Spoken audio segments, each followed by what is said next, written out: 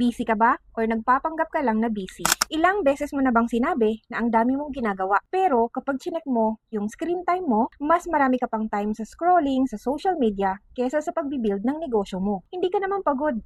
Overstimulated ka lang. Lagi kang may dahilan na, mamaya na, bukas na, or pag-ready na lang ako. Pero alam mo bang totoo? Iniiwasan mo lang naman yung discomfort.